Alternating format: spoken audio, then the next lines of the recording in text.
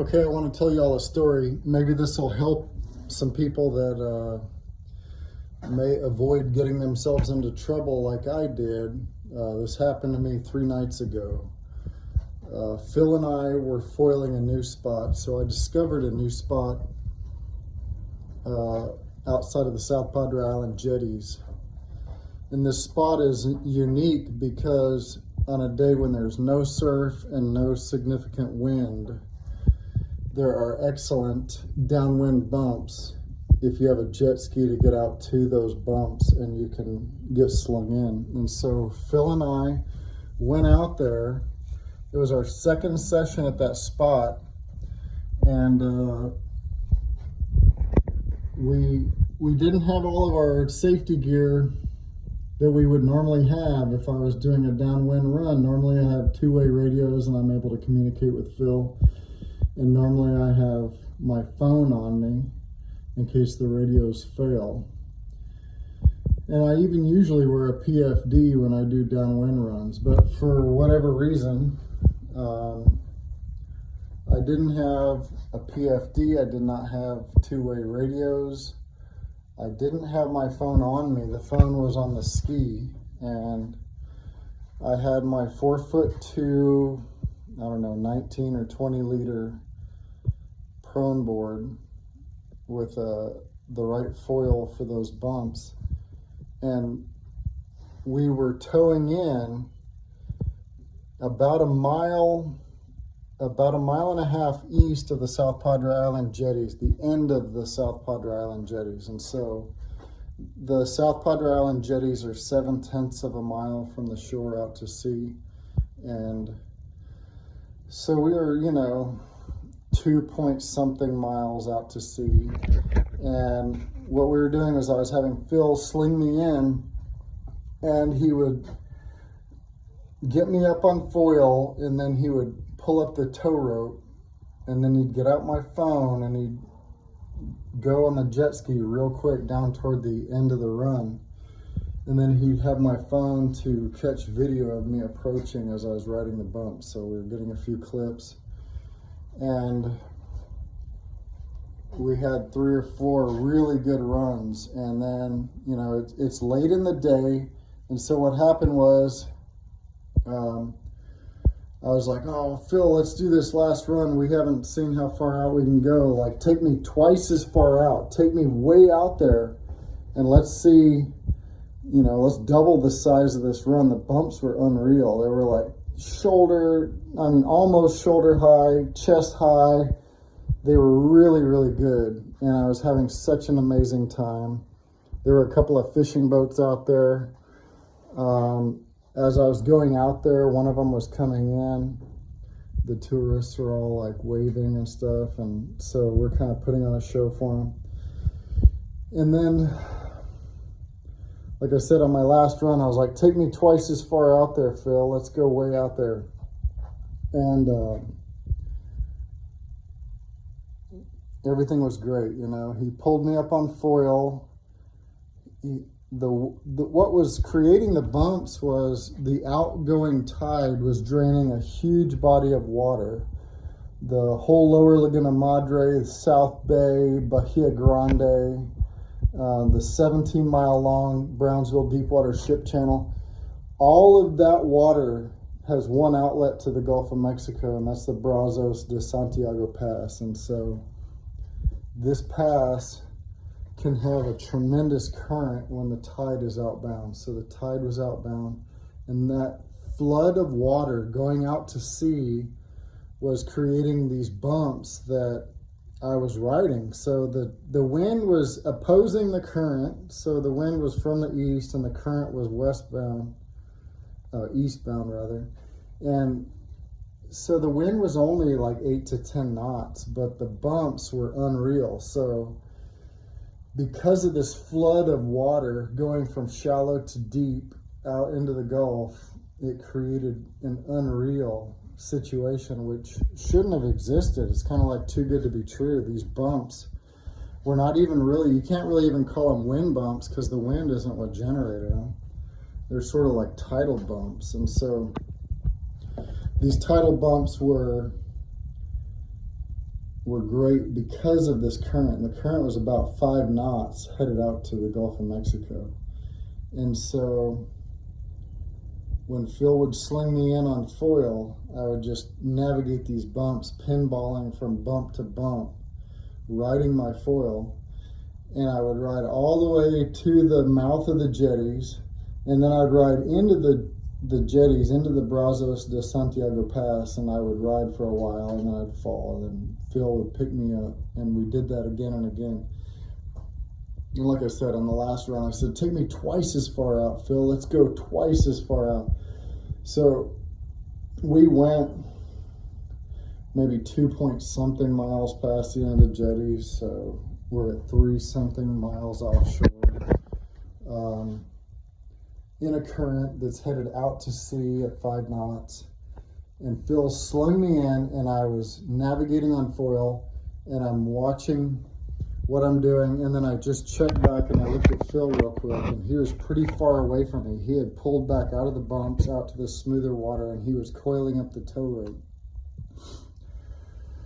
And then I put eyes back on what I was doing, and I was doing all right, and then I ventilated my starboard wingtip, and I fell, and I'm on this 4'2" prone foil board, and I was like, oh man, that's a bummer. And I swam over and I grabbed the board. It didn't have a leash or anything. Grabbed the board, sat on the board, and then I looked over at Phil, and the sun was going down, so he's headed west, and he's got the sun in his eyes, and I can see him driving with his left hand over his eyes, looking for where I should be going. And I was like, oh no, he thinks I'm going, and he doesn't see me. And so I started waving my arms, and I'm yelling at the top of my lungs, hey, hey, hey, hey. And I'm yelling, and I'm waving, and I'm yelling, and he doesn't see me. And then he just cruises on down, and very quickly, I'm separated from my driver, and I'm sitting on a 4'2" prone board in a 5-knot current, headed to sea. And that's when the gravity of the situation started to sink in. I was like, I'm in deep water, and I'm headed out to sea. It's getting dark, and Phil doesn't see me, and he's gone. He very quickly was a long way away from me. I could not even hear the ski anymore. So I had to take a breath, and I said, okay, he's going to come back for me. And so I sat there, and I put my arm up in the air as far as I could, because I'm sitting in these bumps going up and down, crest to trough, crest to trough. There's a real sharky current. It's all chocolate milk. I'm in deep water. You know, we'd seen sharks previous session there. I even called the spot Sharkies. And then I start to realize, like, I don't think that I'm very visible. I'm wearing a bright red jersey with a hood and long sleeves. But even then, I'm like, I really don't think I'm very visible. And I realized that Phil would probably have a hard time spotting me in the best situation. And then I realized he's very far away from me. He went to the end of the run where he thought I should be. You know, he's maybe 2 miles from where I am, I'm guessing, because he just split. Like he went to where I was supposed to be. And I started to get a little panicky. I started to think like, oh my God, I've been ditched at sea. Like I'm separated from my driver. I'm drifting out to sea in the sharky water. The sun is going down. This current is going outbound at 5 knots.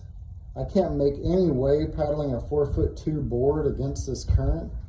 And it started to freak me out. I was like, oh my God, oh my God, oh my God, what am I gonna do?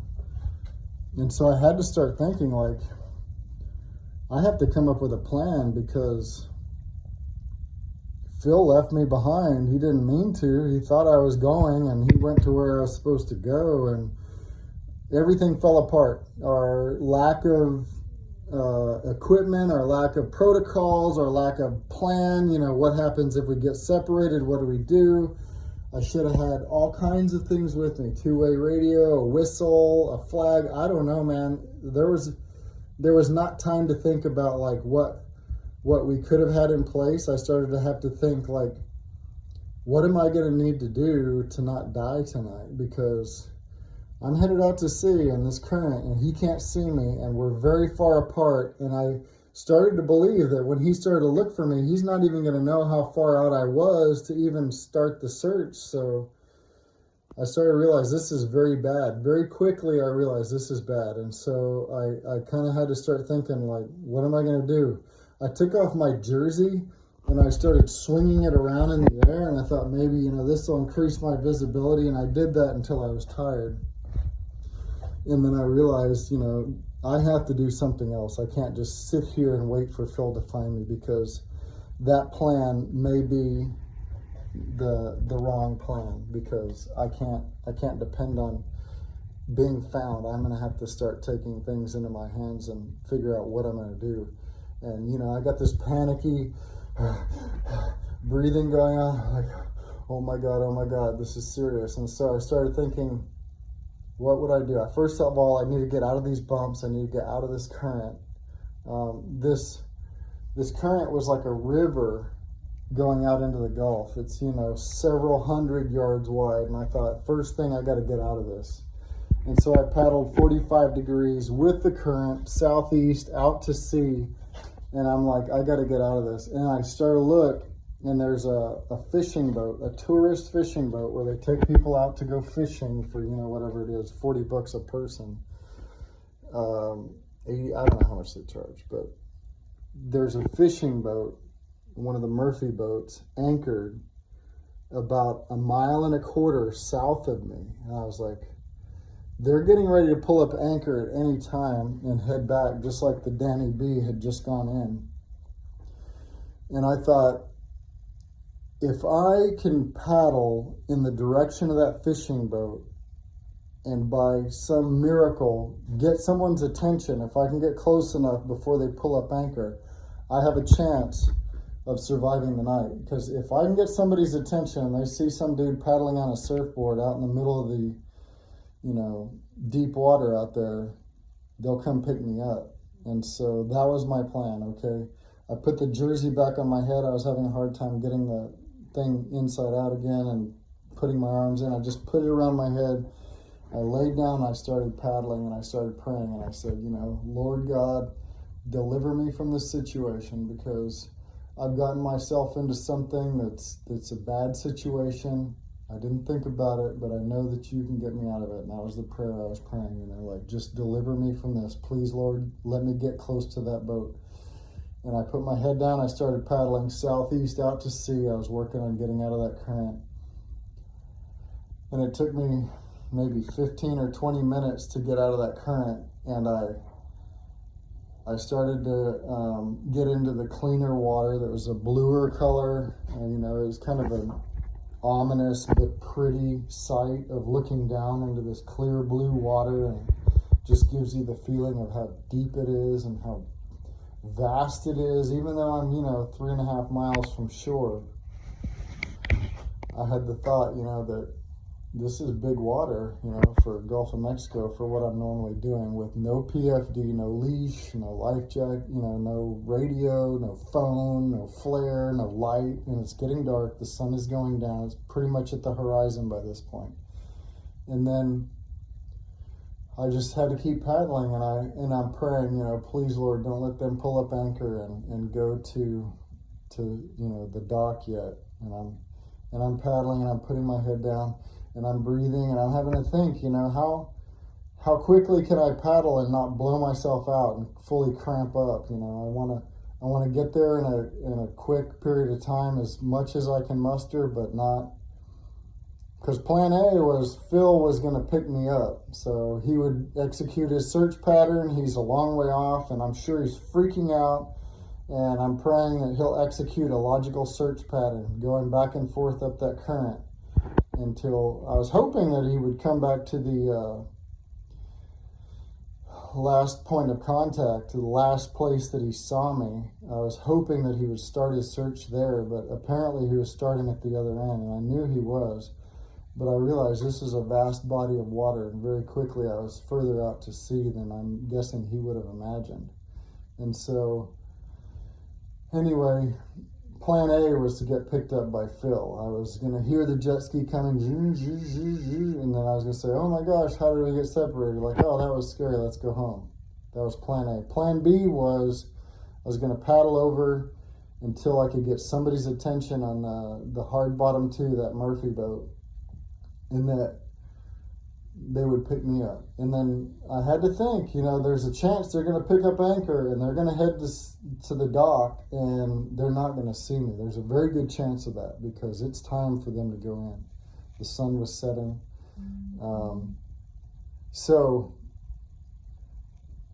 Plan C was I was going to paddle for hours and I was going to get to shore eventually because, that's the way it was going to go. I'm not going to die out in the Gulf, The current was taking me out. It was scary, but I thought, people have drowned way closer to the beach than that, but not me. I'm going to paddle and I'm going to paddle until I don't have anything left. And if I have to paddle for hours to get to the beach and roll up on the beach exhausted, I'll be on the beach. I'll be exhausted, I'll be on land, and I'll be alive. So that was plan C. So I paddled and I paddled and I paddled and I prayed and I paddled and I paddled and I paddled and I paddled. And 25 minutes in, I looked up and I was like, oh my gosh, I think that boat looks closer. There's a flag on the boat. There's people on the boat, obviously. I'm starting to almost to be able to distinguish individual people. I can almost tell what the flag is. And I'm like, okay, Lord, just be with me through this process. I need to come home to my family tonight. I really need to make this happen, and only you can help me through this situation. And so I kept paddling, and I kind of picked up the pace, and I thought, I can maintain this pace for about another 45 minutes. And so, I don't know what kind of speed I'm making on this 4'2" board. It's 19 liters. I'm maybe a couple of knots through the water. I'm out of the current. I feel like I'm not drifting any further to the east into bigger Gulf water. And so after a while, I look up again and I was encouraged. Like, there it is. There's individual people on the bow of the boat. I can see them fishing. I can see the anchor line is still down. And I'm praying, please, Lord, don't let them leave yet. And it's getting darker and it's getting scarier. I still don't hear the jet ski at all. And I just imagine Phil is going to be beside himself with panic because neither one of us intended for that to happen. We didn't anticipate that it was even possible. And so I paddled and I paddled and I paddled and I paddled, and I thought, I'm going to pick up the pace because I think I can kick it up. I can keep this pace another 20 minutes. I picked up the pace and I thought, I really need to pick up the pace and get closer to that boat before they pull up anchor and leave without spotting me. And so I picked it up, and I'm really huffing and puffing, and I'm putting those strokes down. I'm working on my form. I've got the board as trimmed as perfectly as possible under me for most maximum efficiency through the water. And I paddled and I paddled and I paddled and I prayed, and I said, Lord God, get me home tonight. I really, really am concerned about this situation because I was pretty far offshore, and it's sketchy. It's getting dark. I talked to Lance after that, and I thought in retrospect, I probably would have eventually made it home, but at that time I was like, that's scary stuff. Way out in big water, farther out than I've ever been, separated and paddling for my life, separated from my ski driver. I've never been that far out paddling on a board, in a current taking me further out to sea. It was just bad all around. And then I paddled and I paddled and I looked, and I swore that it looked like there were people on the boat that were pointing at me, and there seemed to be some activity. And I thought, okay, here we go. And I picked it up. I'm like, if they're pulling up anchor, getting ready to leave, I'm gonna put in what I can here in the last few minutes. And I put it in gear, and I'm paddling and paddling and paddling and paddling and paddling, and I'm really just giving it all I can. And I looked, and my heart sank. They were pulling up anchor, and I thought, oh my God, please, Lord, let them have seen me. Let somebody have seen me. And so frantically went to a sitting position on my board, pulled the jersey off of my head, and started whipping it side to side as just frantically as I could. And I'm throwing water and spray, and I'm yelling, and I'm waving both arms, and I'm throwing this thing over my head, whipping it, and I'm waving it, and I'm whipping it, and it looks like there's people on the boat, and they look like they have spotted me, and I'm excited, and I'm scared, and I'm hopeful, and I'm mortified, and I'm in terror, and I'm just whipping this thing frantically, and I'm like, if they're gonna see me, when they're gonna see me. They've either seen me or they've got to spot me now, or it's over. And I'm whipping this thing, and that boat pulled up anchor, and they started coming towards me, and I was like, oh my God, there's a chance that they saw me, but I wasn't gonna risk it. I kept whipping that jersey back and forth and back and forth and back and forth. And finally, they came right up to me, and I was like, oh my God, here we go. And so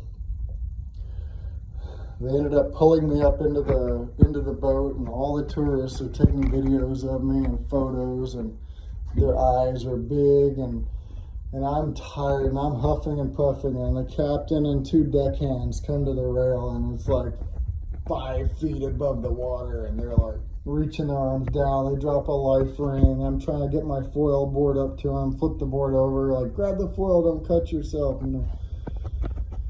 And then I'm holding onto this stringer. Anyway, there's a lot of details, but they finally pulled me up and over the tow rail and into the boat, and I was so relieved to be, you know, on solid ground or on a boat. And I was like, oh, thank God I'm not dying in the Gulf tonight. So hugely relieved. The captain had called the Coast Guard. I had to talk to him on the boat. And I told the captain of the boat, I need to go find my jet ski driver. He's freaking out. He needs to know that I'm safe. So luckily, Phil was exactly where I was hoping he would be. He was where should have been searching to find me. So that gives me the confidence that if I would have stayed where I was, he still would have found me. I would have been scared. He would have been scared. But either way, it all worked out. But, you know, there's a lot of lessons we learned, a lot of lessons. If you go out in the big water, it doesn't matter. You think that you got a jet ski driver, you think that your jet ski driver's got you, and that, you know, it's a safety and nothing could go wrong. They're close to you. You don't need a leash. You don't need a PFD. You don't need a radio. You don't need a phone. You don't need a flare. You don't need a strobe light or a whistle. Think about what's going to happen. You know, think about what could happen when you get separated from that person. They can't find you. What is your plan? Where do they start searching? What's the search pattern? Who do they call? When they call the Coast Guard, how are they going to find you? How long can you stay in the water? You know, there's a lot of questions. So we're asking and answering these questions a lot now. We had a lot of safety protocols in place for other activities that we're doing. I don't know why we had those, you know, put aside. We should have had them in place, but we weren't implementing a lot of safety protocols that we normally would for other runs. I guess is because, you know, we assume that the jet ski is a for sure safe thing, but anyway, that was a pretty sketchy situation. Think about, you know, what happens when you get separated, when you get left behind, you know. And then we started thinking, what if the jet ski died? What if Phil had a medical emergency? What if he hurt himself and fell off the ski and couldn't get going again? You know, who knew that we were out there? Who knew what we were doing? How would we get home? How would we communicate with each other? So anyway, I want y'all to think about what could go wrong, what will go wrong, what has gone wrong. You know, don't get in a situation like that. Thank God we didn't deal with a tragedy, you know. Thank God Phil didn't have to explain to me why he lost me that night and had to live with the horror of having, you know, lived through that, and I didn't. So, you know, in retrospect, you know, I mean, I would have made it eventually to shore, probably. But it was sketchy. It was scary. You know, I was worked up. He was more worked up. I feel bad for him because, you know, that was a hairball situation. So y'all, when you go out there, really think about what it is that you need to do to get home to the dock every time. And think about when things don't go right, what are you going to do? What do you have in place that's going to make that to where everyone can get home to their families at the end of the day? So anyway, thanks for listening. So when I got a chance to talk to the captain of that vessel, he said some things that kind of struck me, He said it was time to go in. He said the captain of the Danny B called me on the radio and he said, let's take it on in. And he said to me, I had this feeling that I needed to stay out there and fish a little longer. And so he said, I'm going to stay out here. I'm going to stay out here a little longer. And he told me that they fished quite a while longer and that they hooked up with this, this 5-foot shark. And they brought in this 5-foot shark. And that was only moments before they spotted me. So they brought in the shark. And then somebody on the deck was like, hey, I think somebody's out there. And so that's when they spotted me. So that was really something else.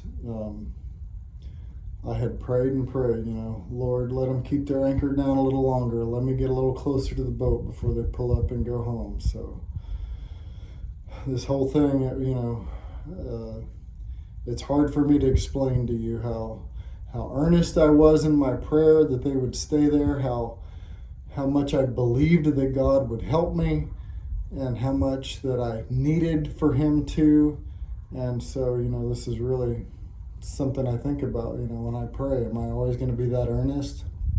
Am I always going to be that faithful and knowing that God can and will deliver me from what I, need to be delivered from? So anyway, that's just something, it's kind of spiritual for some of you all, but